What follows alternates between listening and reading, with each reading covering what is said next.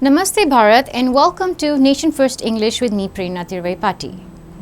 Article 26 of the Indian Constitution provides people of all religions the fundamental right to practice their religion the way they want and manage their own religious institutions.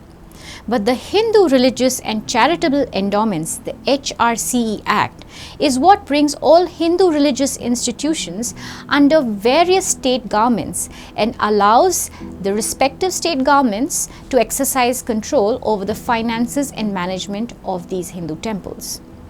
The state governments control the finances and management of over 100,000 temples across Bharat through this HR and CE Acts. Every Hindu must ask themselves this important question. Why are Hindu temples under government control while other religious places of worship like churches, mosques, gurudwaras and dargahs are free from any sort of government interference? To understand this better, we need to go back into our history.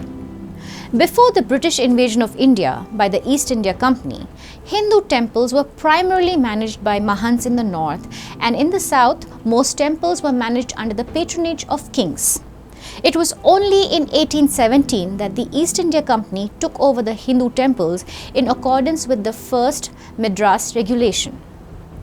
Obviously, the East India Company took over temples in order to loot the immense temple wealth and lands. In the early 1920s, British implemented the Madras Religious and Charitable Endowments Act to bring all temples under the government control in order to curb the freedom movement, because the British soon realized that temples were becoming the center for freedom movement struggle. Since the British faced strong opposition and massive protests from the minority communities to this government takeover of religious places, the British soon released all minority places of worship from government control, except Hindu temples.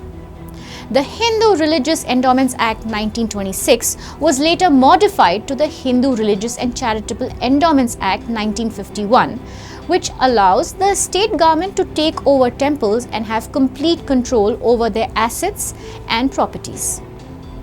Later, Hindu Religious Institutions and Charitable Endowments Act of 1997 says that all revenue generated by the temple will go to the government. The ultimate display of secularism in India, isn't it?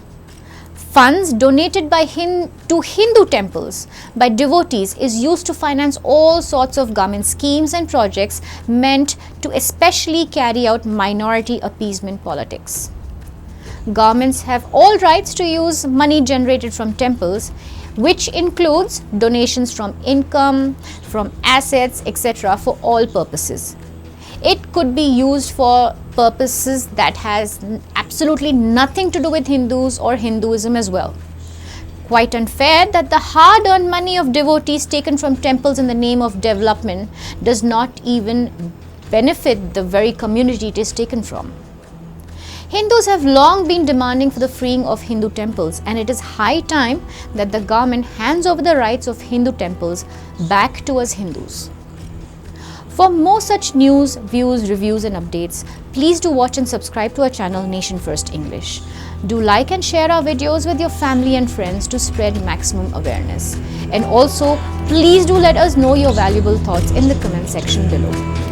See you soon in another episode only on Nation First English. Jai Hind.